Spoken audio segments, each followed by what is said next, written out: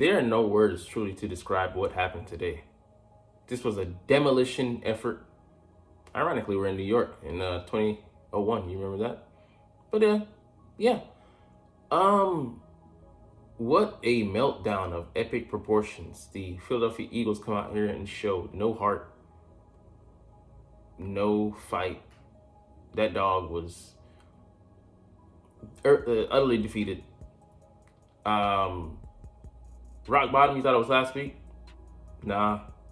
They came out here and just laid down for this team and were a welcome mat for them to exit, do their exit interviews and stuff like that, wrap up the season. But for us to step off into the playoffs like this, it's like we're stepping out of a plane without a parachute. What a precipitous drop. What's up, it's your boy Cintron coming back at you with another analysis video, and I kid you not, that's my real name. Boy. I didn't even watch the pressers. I saw Nick's face. He looked ghastly. I saw Jalen's face. He looked speechless and at a loss for words. And I saw several of the other guys, their body language just looked dead. What do you have to say for yourself after a shellacking like this? To the Giants, nonetheless? At halftime, they had already put up their season high. At halftime. Hey, we'll get to the backups, but they look way better than the starters in there. They actually had some, if we're being honest. But the Eagles come out in this one early. We deferred. We let the Giants come out and get a field goal early. And it's the same thing on defense. They're playing off. Seth Joyner said something beautiful. It was so simple, but, just highlighted, underscored the point.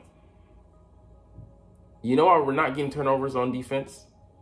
It's because we're playing off and we're not in a position to affect the play. We're purely reactive. All we're doing is reacting to them throwing a ball. We're playing 10 yards off. They throw a 5-yard hitch, and we react and go and hit them. I get that you don't want to be in a position where you don't allow explosive plays. Throw that out the window. If you're going to allow them to just have what they want and count on them to make mistakes, you got to pressure them into making mistakes. Like, we got fortunate with a pick today, and the only James Bradbury highlight I've seen in weeks, where he took the ball away and then I forget who picked the ball, Reed Blankenship, and he got hurt on that play actually. So it's just like, what a fail. But you force turnovers. They don't just, oh, here you go, you deserve this. You've been playing hard this whole game. Man, fuck you. Come and take it from me. Pry this ball out of my goddamn cold, dead fingers. That's what you literally have to do. I mean, that's what they say. But no, you got to take it from a warm, fresh body. We're expecting to eat good off of carry-on. Vultures. Those aren't Eagles. Eagles attack and take what they want. These are the Philadelphia Vultures. All right. But yeah, we come out looking dead on offense, not having any rhythm, and yeah, A.J. Brown is still in there at this point. And Smitty's out. Yeah, we have Quez on the other side. I was like, what the fuck is Quez doing in the game? Oh, I forgot Smitty's out. Olamide Zaccheaus didn't get burned until later, but Julio Jones is out there starting. Give Olamide Zaccheaus that spot. Have him on, as a third receiver, Julio, but OZ needs to be out there, man. He showed some bursts, and I'm just like, oh, of course we're not going to go back to him. Makes sense. But you run the ball. Gainwell was slashing through this defense, and of course, what do? Pass. Even in this such a dire situation, we have a chance to play potentially for the number 2 seed. The Cowboys are actually, come out there and, struggling somewhat with the Commanders in the first half. They closed it out 14-10, but it wasn't out of the realm of possibilities that they could make it a game. I mean, they eventually did what they're supposed to do. Unlike the Eagles, blew out a bad team. I think they beat them 45-10, or it was 35-10, but it was pretty bad. But they put away a bad team like they're supposed to do, even though they're gonna get put away themselves because they're a bully that meets another bully and can't stand the ground. But that's besides the point. Like,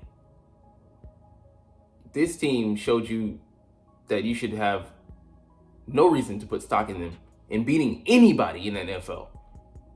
I would wager that they would struggle against the Panthers. To what degree, I don't know, but they would definitely struggle. Like, we're seeing them hit new lows each and every week.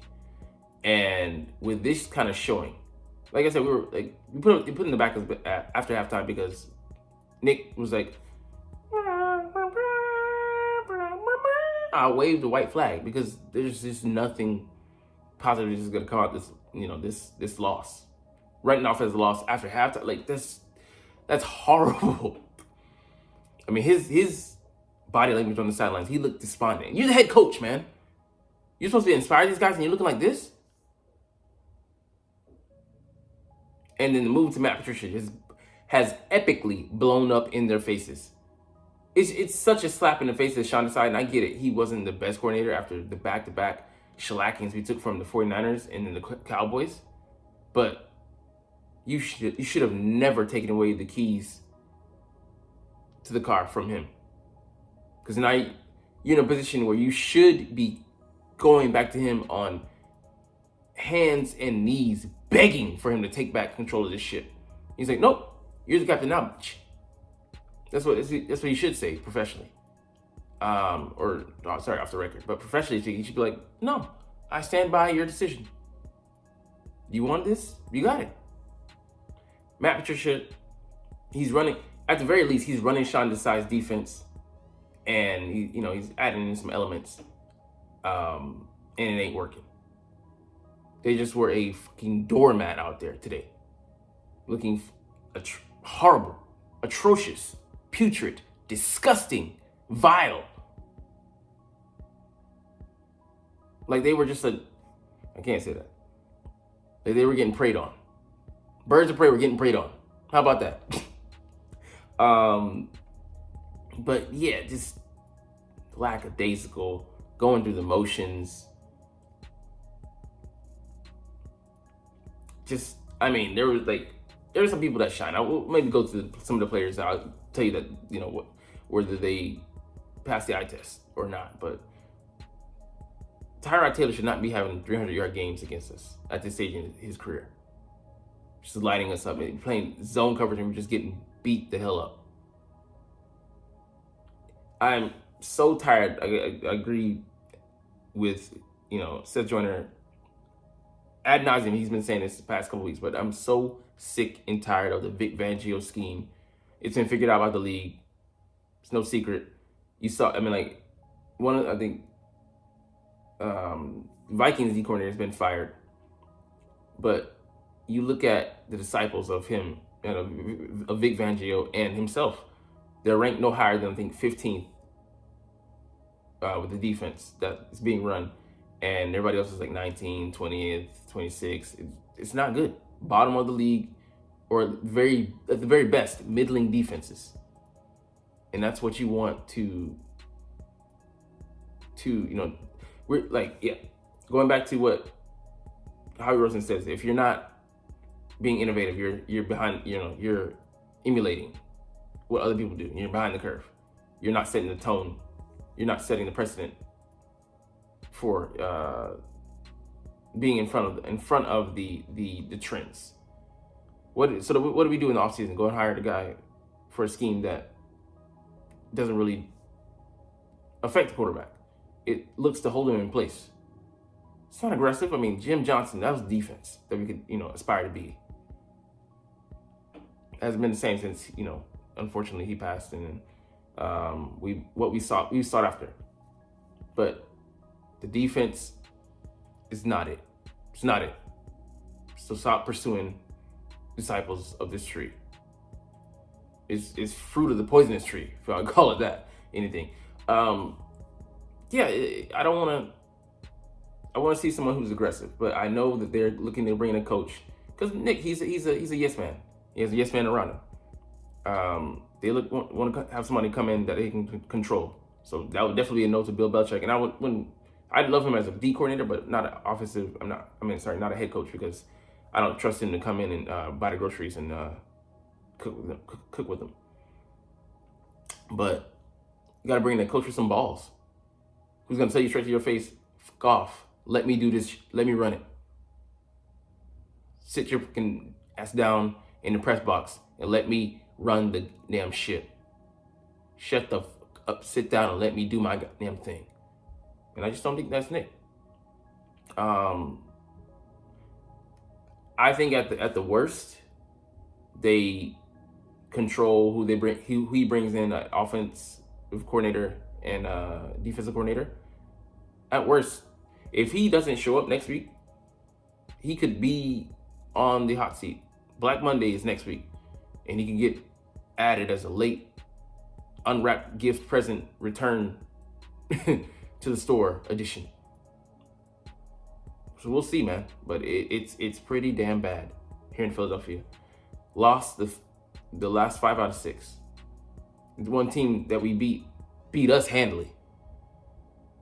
Embarrassing. Embarrassing. Yeah. One of the worst 10-win teams that I've ever seen. Uninspired. And yeah, like I said, the switch on defense, just they'll never do it, but they should go back to Sean Desai. They should. And not for the sake of pride, even though their pride is the one getting in the way here, but for the sake of trying to at least salvage this season. You could say at least you tried. But they'll soldier on because they don't want to publicly have egg on their face and admit being wrong. You're fucking wrong. You're dead wrong. I mean, that was so disrespectful to do that to that man. Like, to try to, in some way, you torpedoed his career. This is a black mark on his resume. I don't know if he'll ever recover from it, but I hope he does, but he didn't deserve this. Like, if you're gonna let a man, you're gonna kill a man, at least let it be on his own terms. Especially when you're betraying him. Just sick. Dirty. That was dirty as fuck. Dirty move. But where do we go from here? Like I said, the playoffs are next week. I mean, A.J. Brown got hurt in this one early on. It's almost like deja vu. He watches his partner get hurt last week, and then he's the one to get hurt this week in a meaningless game that we didn't even really fight for. Like I said, the backups look better. Like, let's not talk about the Giants, because this is not about the Giants. This is about anybody who we go up against. They gotta be licking their fucking chops, like salivating at the mouth, like we're facing the fallen Philadelphia Vultures, and you got a chance. So Marcus Mariota 13 of 20, 148, one pick and one TD. That screen pass, it was horribly telegraphed, and he threw it, which he shouldn't have, ill-advised. That being said, horrible play call. Horrible play call. The Giants read it 1,000%. Xavier McKinney hopped on that shit. Desperation by Jalen to down the field to Julio Jones got picked off by Xavier. So shout out to him for maybe bumping his salary, getting some bonuses or incentives, getting 2 picks in the last week of the last week of the season. Gainwell was good. Mariota scrambled. I mean, it actually looked like that's what our offense should be functioning with, with a mobile quarterback. Sad to say it, he looked better than Jalen out there today. And like some of that was play calling, because they just feel like they threw in the guys and they were just playing loose. And the play calling looked like it changed, man. It looked better than what they normally would run. So it's just like strange. Penny, the holes, some of the holes weren't there, but I still would like to have seen him as our short yardage guy this season. Boston didn't really get a chance. Quez, yeah, decent day, man, but why didn't you fight like that when the season actually mattered, motherfucker? For some of those balls, you're just like, especially the TD reception. We need to see that Quez when we actually needed it, not in a meaningless, useless game. Britton Covey, he can do some things as a number 5. Olamide Zaccheaus, like I said, I believe he should, got more burn this season. Julio, he did the best. He's 34 years old. Get a man a break. Grant, yeah, decent. Jack, decent. Like, yeah, I feel like they could play roles on this offense, but we're reticent to give them ones. Dallas Goedert, we misuse him. Defense, really nothing to say. I love Cintron, summed it up beautifully when he said that Nicholas Morrow could have had a pick 6. I don't believe he would have gotten it, but he could have at least knocked the ball down. He's so lost and not trusting himself, not trusting what he's seeing, because Matt Patricia has changed terminology at this point in the season. Now, do I believe what was installed from the summer and maybe even some of the spring till week 14 or 15? Or do I believe what I've been told to operate in and try to rewrite my mental hard drive for the past 3 weeks? Insane, bro. Insane. Yes, these are professionals, but there's limits. I'm not Genie. I can't snap this shit away. Just wild. This is a professional franchise. I thought it was seriously a good move to switch your D coordinators mid-season. Not even mid-season, not early, but late in the running when we were still at 10-3. Total panic, knee-jerk move. Like, yeah, I don't have anything else to say about the defense. I mean, Moro Ojomo actually looks like a player out there. Get him more snaps, but they're reticent to play rookies because other people are getting being highly compensated. Anyways, man, let's get up out of here. This is a joke. I found myself, I'm not even mad. I'm not mad because why should I be mad when you're putting out a terrible product like this? But you laugh because it's a joke to them, obviously. They don't take it seriously. To have a chance to put yourself in such a great position to be 10-1, coming off a Super Bowl loss, to get back to the promised land, and you not take it seriously by the people that you hired, people that you put in place to coach and install the design of your defense and offense, the atmosphere and environment in that building. And you seriously looked yourself in the mirror and thought that you were going to win with this. Are you fucking stupid? Or do you think we're fucking stupid? That's the end. That's it. Anyways, I'll be here, win or lose, come next week. Hey, Eagles fan, bleed green till the day I die.